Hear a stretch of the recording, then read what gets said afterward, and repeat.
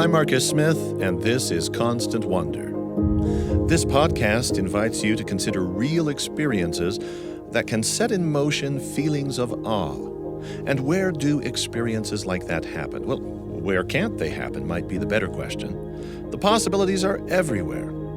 From episode to episode, we investigate the natural environment, the built environment, art, history, unsung heroes, and even wonders lost along the way in everyday life, hidden in plain sight, as they say. Essentially, we go wherever thoughtful observation can produce that internal response of wonder. In this episode, we'll contemplate 3 ancient places and their peoples with help from a guide who is a seasoned journalist, extraordinarily well-suited to tell about such things. She's had a 3-decade career writing for National Geographic. But in some ways, Anne Williams is a very unlikely conversationalist, if you consider what she calls her innate shyness. I am a very shy person, and you cannot be that in journalism. And you cannot be that to talk to people like you. So I have to put on a different hat and say, you are not allowed to be shy. You have to make yourself into a chatty extrovert. So having done that so many times, actually, professionally, I am a lot less shy and a lot less introverted than I used to be. But I still am that at my core. It sounds like a fake it till you make it story. Is that what it is? Sort of, I guess. Just practice it until it comes a little bit more natural to you. I've had my eyes pop just getting to know the length and breadth of Anne's career. Looking back at the stories she's covered, I would have to say, doesn't matter whether she's talking about the mysterious statues of Easter Island, or the ancient stone ruins of Zimbabwe, or that fabulous temple complex in Cambodia, Angkor Wat. Or, as in this podcast, if she's describing King Tut's tomb, well, I would just have to say, put that whole business of shyness aside. Quite clearly, she's become a natural, if that's not a contradiction in terms. And if practice in telling these kinds of stories can bring you confidence, well, then you can surely also acquire what is called a journalistic instinct. Anne Williams has gone quite instinctively and fearlessly where a lot of big and imposing archaeological stories have taken her.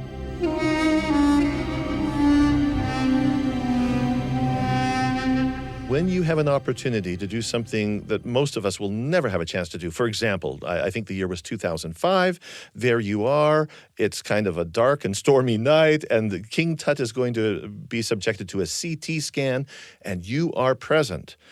Are you in your element, or do you have to put on the professional, I'm okay where I am? That evening was very difficult. I was a journalist trying to get the story. There were a lot of different people in the Valley of the Kings. A lot of different news organizations had been invited. There were other people sort of competing for that story, which was kind of a surprise. You know, when you're in a situation like that, you cannot have people say no to you. You cannot not come back with the story. You are just trying to figure out every second of the experience how to make this work. Now, as it turned out, I did not get very often into the trailer where King Tut was being CAT scanned because that was very scientific and there was very little space. And of course, the photographer had to be there. And I was actually a little cross about that because I needed to be there. However, the fact that I was outside the trailer and I was putting on my journalist hat meant that I was looking around and I was seeing what was going on. What was going on turned out to be unexpectedly dramatic. Just right, actually, as the backdrop for messing with a mummy. Even if the messing was high-tech, bona fide science, the whole affair took on shades of someone having angered an ancient Egyptian deity or two. So that day kind of began with a photographer, Ken Garrett, who is a wonderful colleague and somebody who has photographed ancient Egyptian sites and artifacts many, many times. He and I got up and we had a huge lunch because we knew we were going to have to prepare for this thing. It was going to begin after the tourists had left the Valley of the Kings. So, sometime after 5:30 in the evening. And we were going to be going right through the night. So we knew we had to fuel up. And we knew we had to be rested. And I remember sitting out on a patio at whatever hotel we were staying in, and it was a beautiful sunny day. It was January, it was Egypt, it was Luxor. The food was good. We were there. Yay.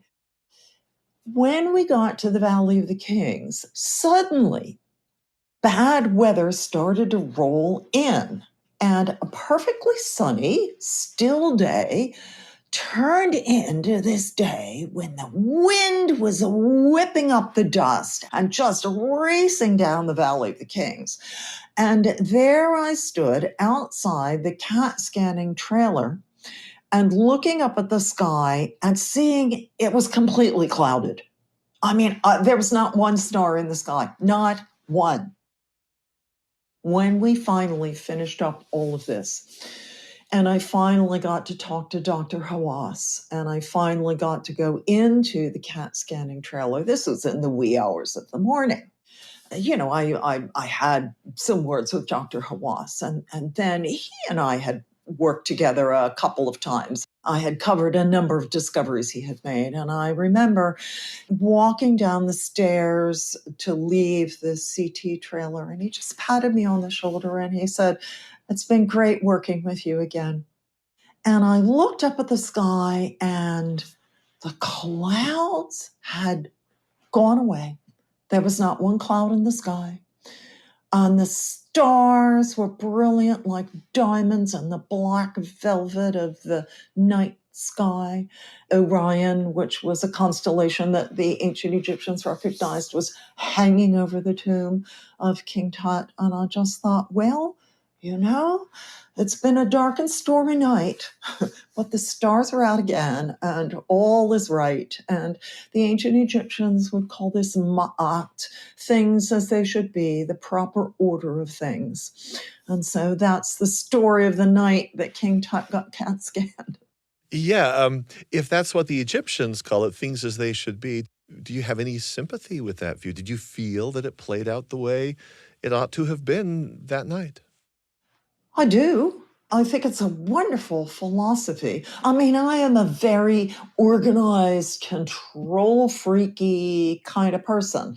So to think about the idea of ma'at, things as they should be, I think that's my goal in life, that I just try to make things clean and ordered and cutting through just difficult things like a hot knife through butter.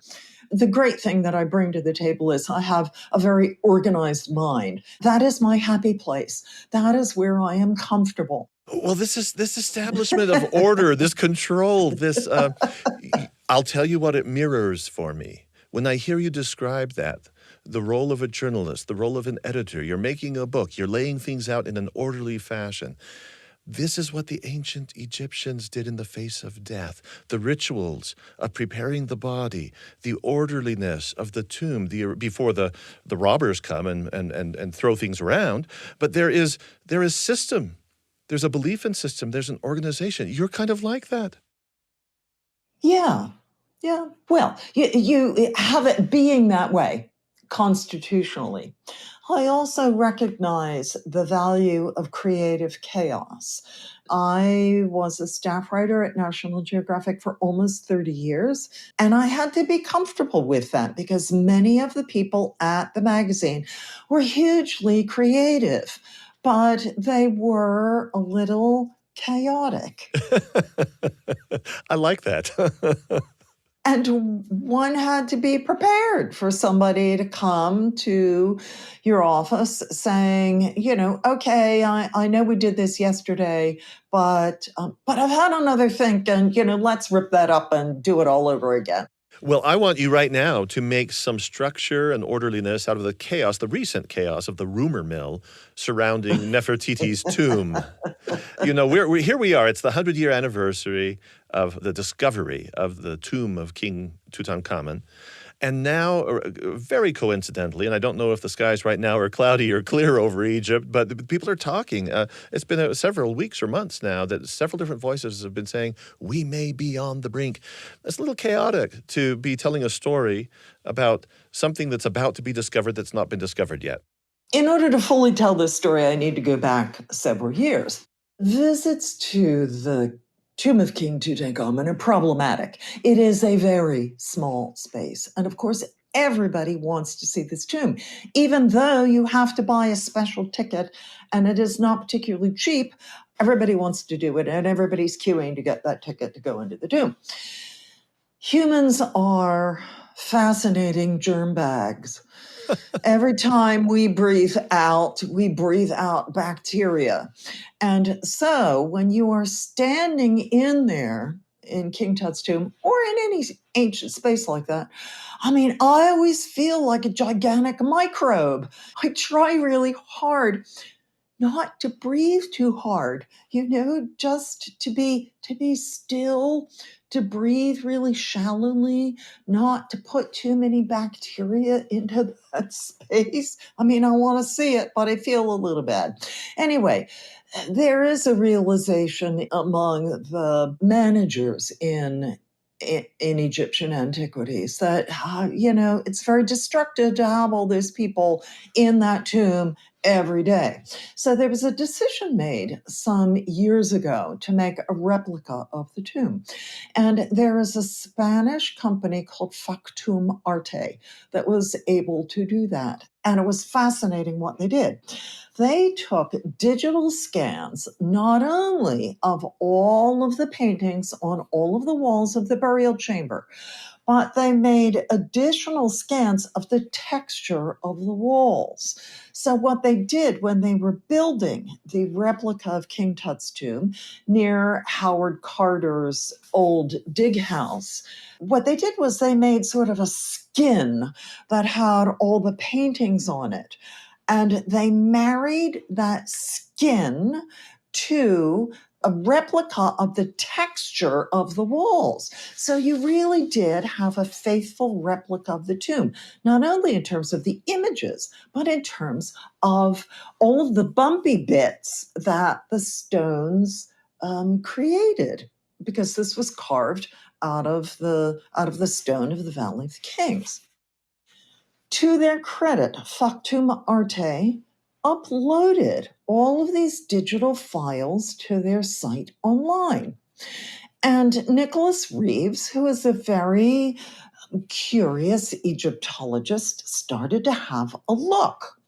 And what he started to see in the textures of the north wall, he found astonishing. He found in those textures what he thought were traces of a doorway. And that's how this idea all began. And then he started to look at other walls, and, I think on the western wall there may be, traces, according to Nick, traces as well. And so you start to think, well, what could this be?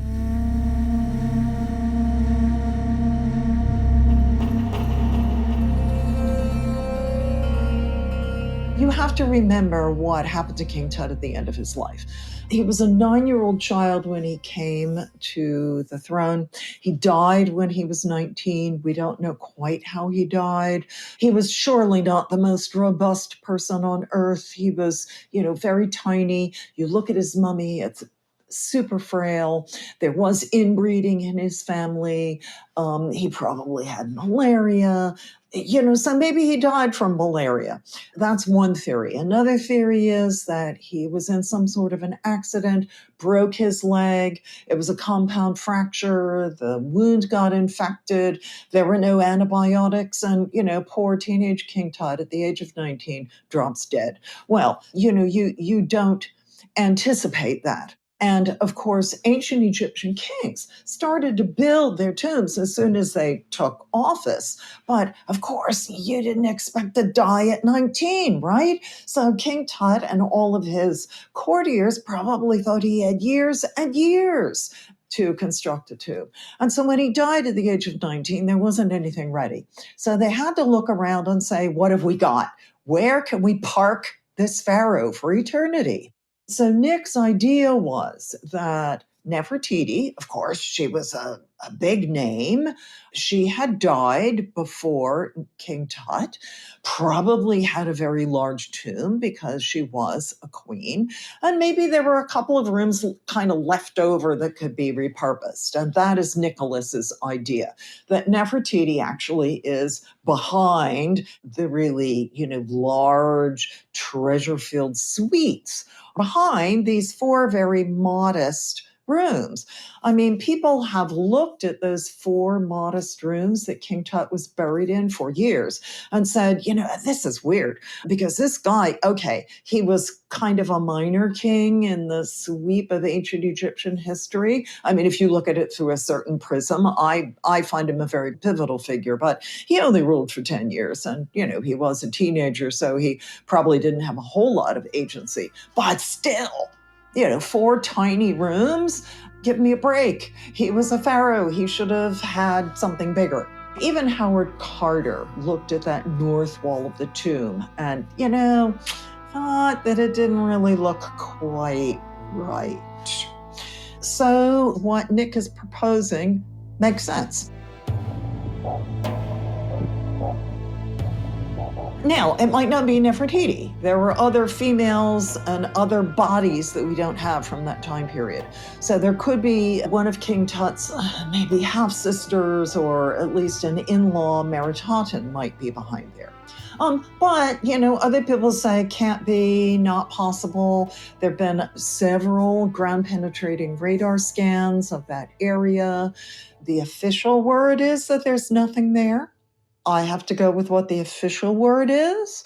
But as we know in archaeology, there are always new technologies that emerge that allow you to see things differently. And as a scientist, we should never say never. Are you really detached as a journalist just following these developments? Or are there not some evenings you're putting your head down on your pillow going to sleep at night and the mystery just kind of sucks you in and you think, I gotta know, because that's how it gets sold to the public, that we've got to find out. Well, of course, I would be thrilled. I would be beyond thrilled if there was somebody behind King Tut's tomb. And in fact, in some of my last days at National Geographic, I was interacting with television people who were all, spun up about Nick's theory. And I said, look, I won't be here. But if you end up photographing this, Count me in. well, and the idea was that, they were going to snake maybe see if they could snake a fiber optic cable into whatever was behind the tomb. And I said, when you do that, when the tomb is opened, make sure you have the microphone open. Because one of the things that I think has sort of gotten lost in the great saga of Howard Carter discovering King Tut's tomb is this was a tomb that was opened after thousands of years. And it's not only the beautiful things that they saw, it's the modern air coming into the tomb, hitting all of these things that are made of wood. And there's noise because the furniture starts to crackle. How do you know this? There's some place in Howard Carter's notes where, somebody makes a mention of that. So I told the television guys, make sure your microphone is on, because if that happens, that is one of the really great moments. I mean, that's one of the things that you learn when you're a journalist. It's not only what you see. I used to make a point of just stopping, and you do a sound check. What am I hearing? And you do a smell check. What am I smelling?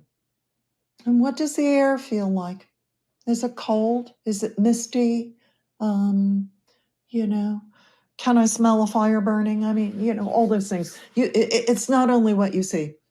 You have to use all of your senses. So yeah, I would be thrilled if they find somebody behind King Tut's tomb. I don't lie awake thinking about it. One of the things that does keep me awake at night is why empires fall. On paper, ancient Egypt should not have fallen apart the way it did. It was strong, it was wealthy, it had connections all over the place. It had the Nile, which brought it every year with the rains in Ethiopia and the floods that came to Egypt. It brought that black volcanic soil from Ethiopia that spread over the fields of Egypt and fertilized the fields naturally. The ancient Egyptians called their land that fertile black strip along the Nile, they called it Kemet, the Black Land.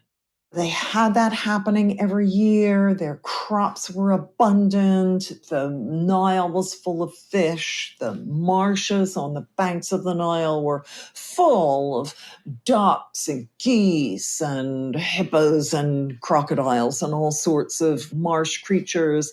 They had the deserts. They had the oases in the Western Desert where crops could be grown all year round. They had mines in the Eastern Desert, quarries that brought them granite stones to build pyramids and sarcophagi. They had turquoise mines in the Sinai. They had mines for precious stones.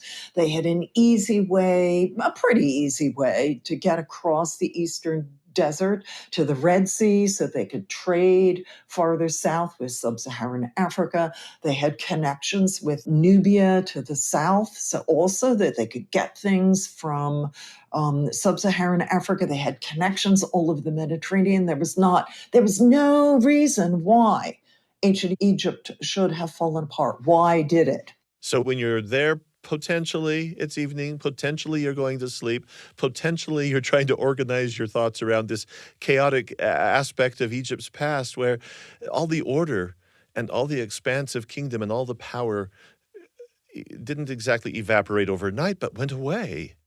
Fell apart, yes. And I think, so this is how archaeology is relevant. This is why we study peoples from the past. If we can figure out why ancient Egypt fell apart, why Greece fell apart, why the Roman Empire fell apart, I think those things can inform our modern political landscape. We can apply things that we have learned and sort of keep our own civilization and political landscape from falling apart in exactly the same way. Our guest for this episode of Constant Wonder is Anne Williams. She's written about discoveries from the ancient world and the preservation of cultural heritage over an impressive career of 3 decades with National Geographic. She's the general editor of the recently released volume from National Geographic titled Treasures of Egypt, A Legacy in Photographs from the Pyramids to Cleopatra. And in 2021, also from National Geographic, Lost Cities, Ancient Tombs, 100 Discoveries That Changed the World. In just a moment, we'll talk with Anne Williams about a very different sort of mummy, one found high in the Andes Mountains and discovered by happenstance, also a relic of a civilization that fell apart. And rather than having been found a century ago, as was King Tut, this mummified body was found relatively recently, in 1995. I don't rightly know how I would feel if I were to happen across an ancient corpse at 20,000 feet above sea level, or well, right at sea level, anywhere for that matter.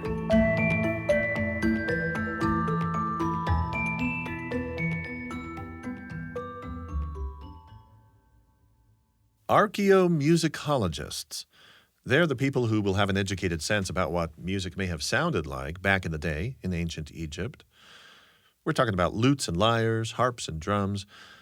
But when I listen on YouTube to conjectural samples of prehistoric Egyptian music, rhythms, melodies, harmonies, well, that's when my inner skeptic kicks in and squirms a little, because that was just so long ago. By comparison, far fewer generations have elapsed between the early Inca people and their living descendants today. So I can get on the bandwagon with what you're hearing right now, the kind of music performed for tourists in Cuzco, Peru. This might actually be very close to bygone sounds of music up in the Andes. I can even imagine these sounds as something that a sacrificial maiden among the Inca would have heard. Maybe she would have liked this while she was still alive. Our guest, Ann Williams, got to cover this mummy story right when archaeologists were preserving some very famous frozen human remains. These were found not along the Nile in desert sands, but on an icy mountaintop in the New World.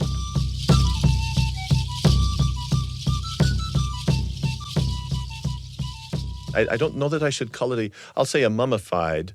Was she wrapped, the Inca maiden at the mountain peak? She was naturally mummified. She was discovered in the late 1990s by Johann Reinhardt, who still is, one of the premier high-altitude archaeologists in the world. And he has done a lot of work in the mountains of South America and also in places like Nepal. He had come across this sacrificed young person and had been instrumental in sort of rescuing her because she had sort of tumbled out of a place where she had been buried.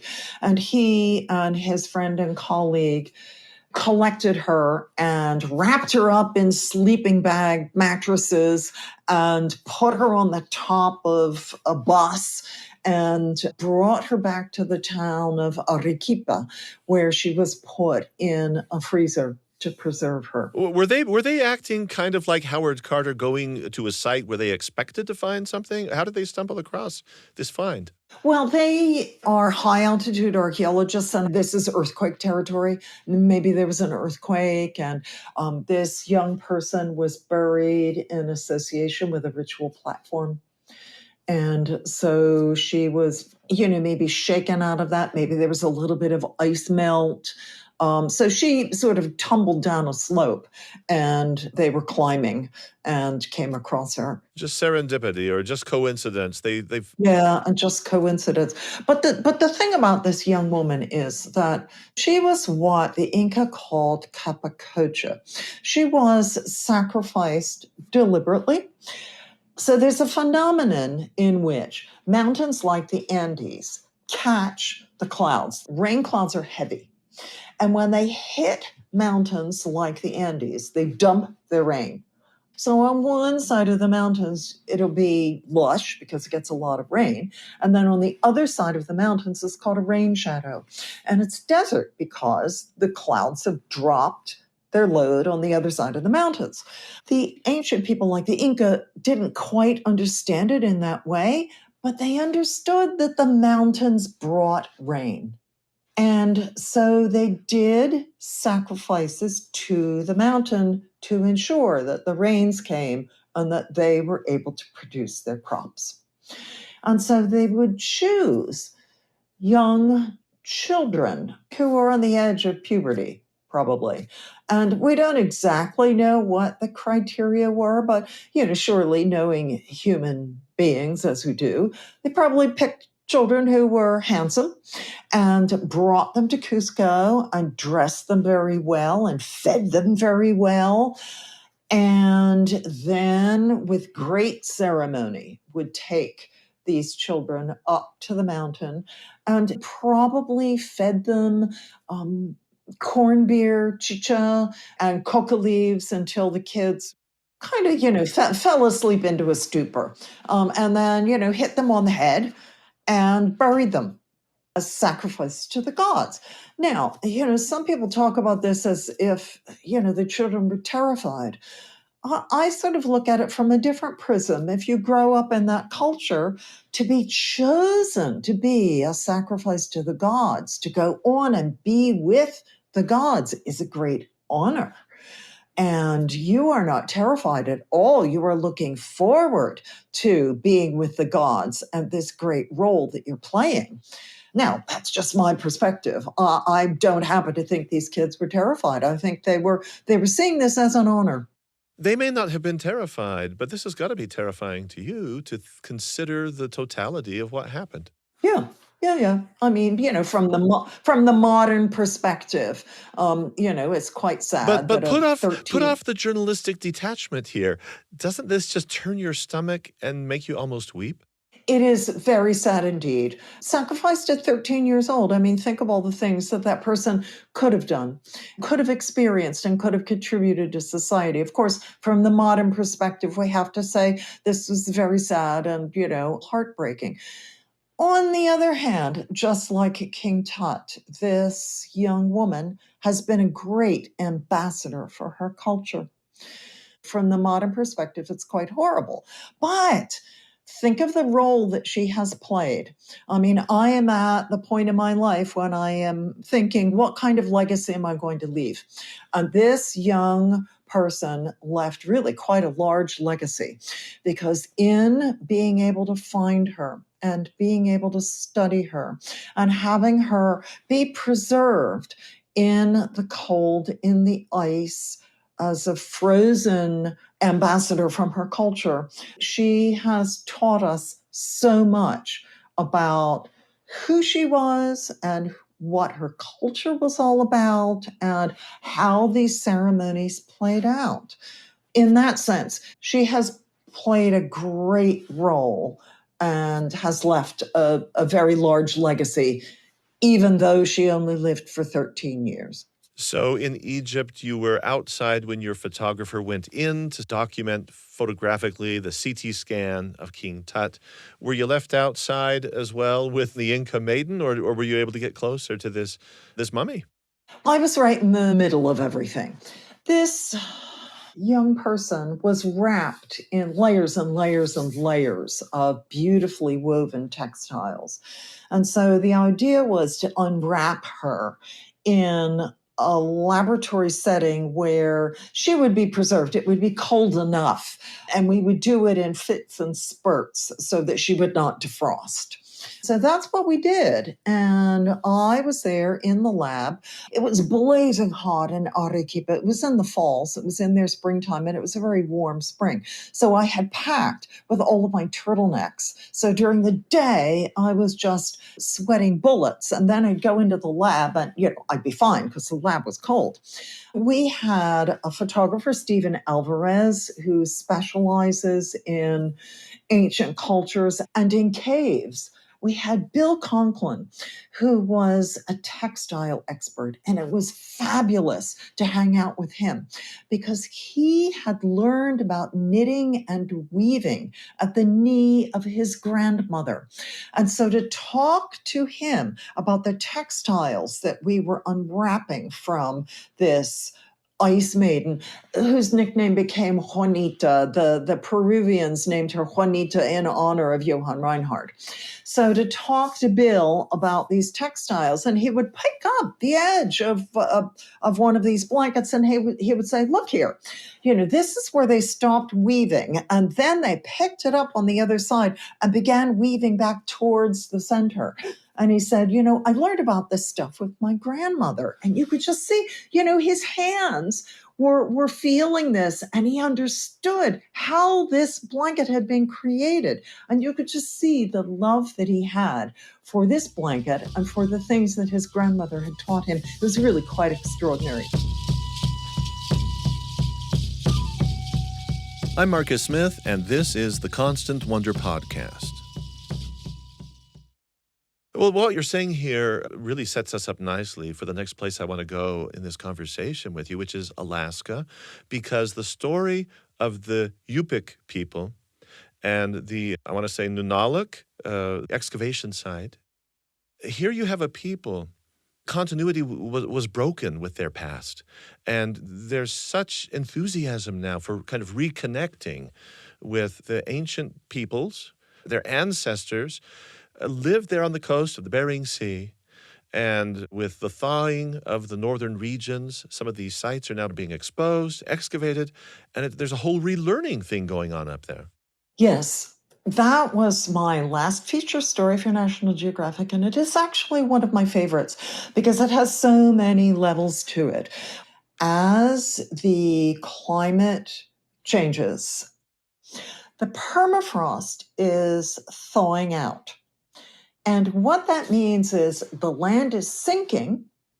At the same time, the level of the Bering Sea is rising, taking off the front edge of ancient coastal sites like this. I think Nunalak has lost something more than 30 feet off the front edge of its site just because during winter storms, the Bering Sea comes along and just pounds the site. That's one thing that's going on. The other thing that's going on is that because the land is sinking and the permafrost is melting, you're able to dig down and find material culture that's based on organic things. And this is very important because I think archaeologists forget sometimes when they're making great pronouncements that just because you didn't have a material culture that was based on stone doesn't mean that your culture wasn't sophisticated. In fact, this culture was fabulously sophisticated. It used all of the organic stuff all around it. It used carved caribou antlers. They carved whale bones. They carved walrus tusks. They used grasses to make baskets. The lead archaeologist there, Rick Connect, if you can find him on Facebook, he is right now conserving baskets that were woven in the mid-1600s and were preserved in the permafrost and have been excavated through his excellent work over the course of the last 10 years. And he's putting them on Facebook now because he's conserving them all. People like Rick Connect are rescuing these artifacts as fast as they possibly can. I mean, it really is a race. The story in National Geographic was called Racing the Thaw. And that's exactly what archaeologists are doing.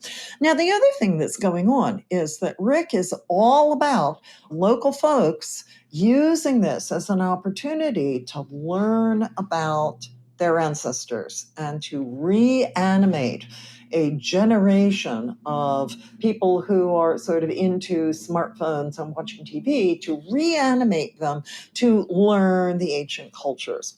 So the local community is welcome to walk up and say, I'd like to volunteer for the day. And Rick says, fine, here's a trowel. Have at it. And they get a little bit of training, of course, about how to do that.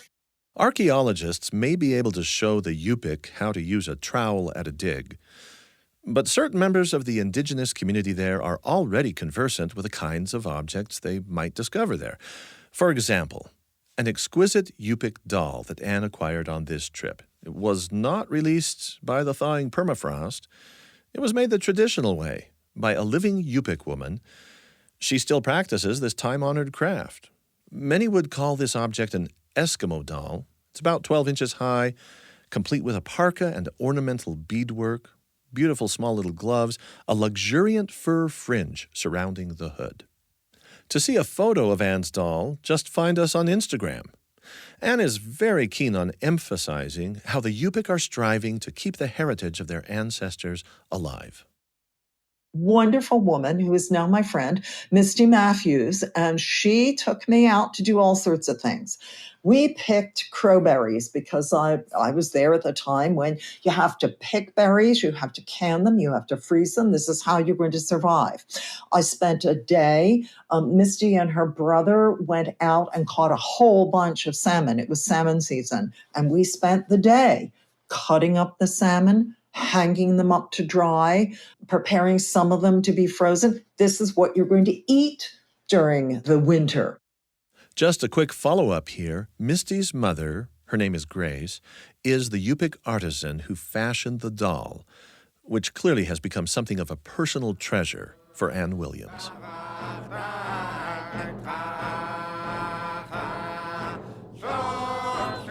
During the COVID-19 pandemic, a traditional Yupik song, Blessings in a Time of Crisis, no doubt sung by generation after generation of the indigenous Yupik in this area of western Alaska. Well, this song spread around the world on YouTube, Facebook, and other platforms. It drew grateful comments from New York to New Zealand. Even this reaction from someone in France. I'm from Paris, sending my respect and heart energy Even through distance, we're connected. Your music has been playing in my yard.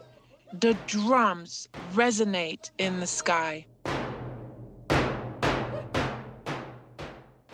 Now, if only smells, not just sounds, could be shared on a podcast, we would try to make good on Ann Williams's journalistic pointer never to neglect the full range of sensory opportunities for good reporting. We'll be imagining the smell of sea oil in just a moment. But wherever the participants in this video were during the pandemic, they danced and sang and gave it their all. Check them out sometime online. Just search Blessings in a Time of Crisis.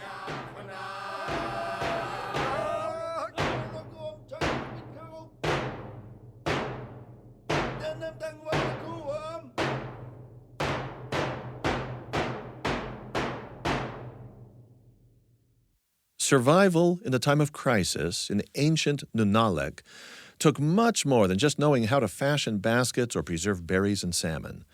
The really big story Ann Williams got to hear about at the archaeological site of Nunalak was the discovery there of hard evidence from a deadly raid and massacre. This has now been dated to the mid-1600s, round about the time the English took New Amsterdam from the Dutch, who before that had taken the region from the Hudson River Indians, and then the English renaming the place New York. So I'm talking long before Lewis and Clark had crossed the continent to see the Pacific. This community was attacked in the mid-1600s, and they were attacked because what we now call Alaska was in what is called the Little Ice Age. And so it was increasingly difficult to get food. And one Yupik community attacked this Nunalak community for food. And so there were human remains in the frozen, thawing ruins of this community. Also from YouTube, a traditional Yupik war chant. It's a great example of how not just stories, but sounds from the ancient past have been preserved over generations of time. Voices, rhythms, melodies such as these may have marked that fateful day long ago in that era that is now coming loose from the permafrost at Nunalak. What's being found there has corroborated what Yupik descendants living today have long known, a story passed from parents to children. Rick Knecht and his associates have found not just some 60,000 artifacts of peaceful domestic life. I'm talking about dance masks and dolls, grass baskets, carved tusks. They've also found the remains of 28 people, mostly women, children, and older men, victims found tied with rope, face down, holes in the backs of their skulls, most likely from arrows or spears. These are the unlucky who didn't flee fast enough when attackers fell on them. Just as with the Inca maiden in the high Andes, snow and ice here in Alaska have preserved a violent drama. But as Ann Williams has already indicated, the permafrost is also releasing not just the tragic story, but early Yupik tools and utensils of uneventful everyday life. Sort of the intimate, minute-by-minute details of what happened and how these people lived. They lived in sort of a, sod-covered house, and it was burnt, and people just, dropped stuff in the middle of their everyday lives. So you have everything coming to light. You have bent wood bowls, you have baskets, very sharp-eyed archaeologist when I was working there was able to pick out the scales from fish that had been deposited outside a house. A lot of what you see at the site, it is very brown and muddy, but everything sort of has a slick of seal oil because that was their butter. That was their olive oil. That was what they used to make things yummy. It's all over the site, and you see it when you're excavating. And so the fact that this community was attacked during the bow and arrow wars, it just gives a snapshot of how people were living at that one time. And it gives us a date for that event that had been described in oral tradition, that had been handed down from one generation to the next.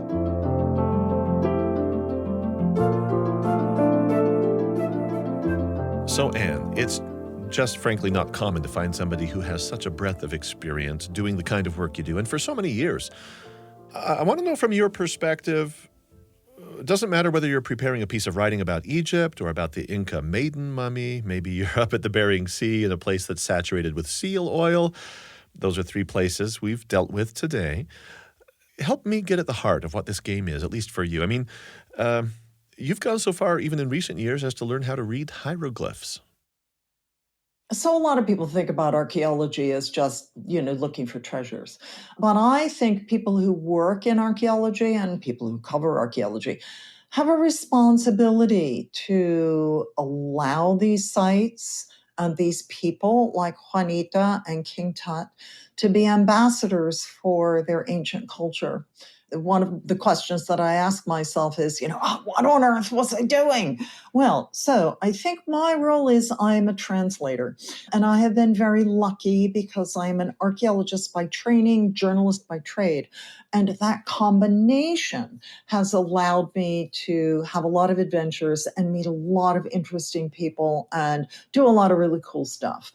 I have sort of adopted Egyptology as my great hobby. And I never say that I'm an expert like a PhD. I happen to know a lot more than the average person walking down the streets of Washington, D.C. But in my hobby and sort of in my role as a cultural translator, what being able to read some ancient Egyptian hieroglyphs does for me is it allows me to be a better translator. Because when I'm walking through the landscape of ancient Egypt, all of those buildings, all of those tombs, it's like they have billboards on them. All of these inscriptions are billboards. And if you can read a little bit, it's like being in the middle of Times Square and all those billboards going flash, flash, flash, flash. You know what the ancient Egyptians were trying to tell us. Now, trying to tell us in an official way, this wasn't like somebody Hotep making up his grocery list, right? These were official proclamations. But the more you're able to read, the more you can interpret. I would also say that this is all part of being fascinated by an ancient culture. For those of us who are interested in ancient Egypt, the more we know, the more we want to know, because it allows us to view ancient Egypt like a giant jigsaw puzzle. And when there's a new discovery, we are able to take that new piece of the puzzle and say, aha, I know where this piece goes. Clack, it goes right here. The more you know, the more you want to know. It's really fun to play the game of putting these new pieces in place. Which is why we won't give up on finding that tomb of Nefertiti. Absolutely. I'm waiting for the day. Such a joy to have a chance to visit with Anne Williams in this episode. If you've enjoyed what you've heard here, we've got a short bonus for you coming up, an excerpt from our earlier episode on the heyday of European Egyptomania. Stick around for that. Anne Williams is general editor of the recently released volume from National Geographic titled Treasures of Egypt, A Legacy in Photographs from the Pyramids to Cleopatra. And in 2021, also from National Geographic, Lost Cities, Ancient Tombs, 100 Discoveries That Changed the World. We were only able to visit 3 of the many dozens of places that she's been and the stories that she's covered. But Nat Geo does cover vast tracts of territory, as you know. Our thanks to our production team for this episode, Tenery Taylor, Paige Crumperman-Darrington, Colson Darrington, with Addie Mangum and Kevin West on sound design and members of our BYU Broadcasting sound design team. Don't forget to subscribe to Constant Wonder. Do it right now while you're at it. Leave us a 5-star review wherever you get your podcast. That's going to help us get word out. And in just a few seconds, something else we featured about antiquities and archaeology along the Nile.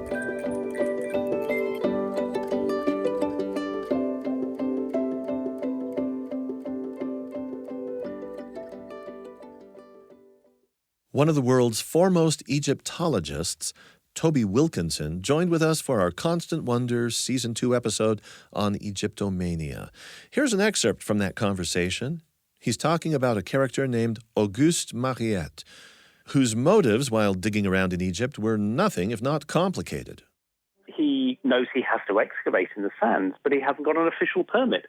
So what does he do? He digs at night, secretly, and before dawn, recovers his tracks in the sand so that when the inspectors start their daily rounds, they won't suspect anything. And then when eventually he does start to find things, he even goes to the trouble of manufacturing fake antiquities to fob off the inspectors and keep the real things for himself and for his employers. So there's a fair bit of skullduggery in these early days of Egyptology.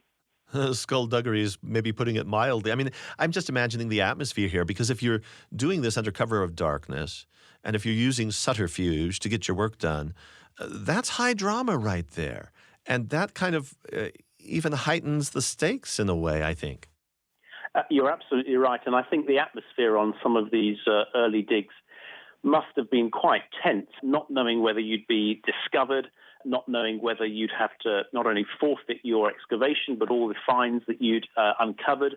A lot of fairly basic things to have to deal with, plagues of locusts and droughts and storms and sandstorms and lack of fresh water. I mean, the conditions on an early excavation in Egypt were pretty harsh, and I think these early archaeologists were made of pretty strong stuff. You mentioned Mariette. He has quite an adventure with a particular temple that he tries to unearth, or at least to excavate, if not to uncover it entirely. It's kind of a story that gets told next to the King Tut discovery story. But his find was, in some ways, I can't say more spectacular, but equally spectacular. Well, it was astonishing. Mariette was blessed with a photographic memory, and he had read extensively, not only recent works on Egypt, but all the classical authors as well. And he knew from his knowledge of the classical authors that there were myths and legends about a great temple, a great underground catacomb for the sacred bulls of Egypt, known to the classical authors as the Serapeum. And he desperately wanted to discover this temple. And he was extraordinary at picking up clues and following them. And to cut a very long story short, he devoted himself for more than 2 years to this task of discovering the lost temple of the Serapeum. And it lay under the sands of Saqqara, just south of Cairo, buried beneath meters and meters of sand. But through sheer diligence and persistence, Mariette uncovered it, and it is one of the great wonders of the ancient world, fabled in classical times and equally impressive to visit today. So, yes, it's been eclipsed to an extent by Tutankhamun's tomb, but it was and remains an extraordinary discovery. That's from Season 2, Episode 3, about Egyptomania and the Rosetta Stone. Give it a listen. I'm Marcus Smith. Constant Wonder is a production of BYU Radio.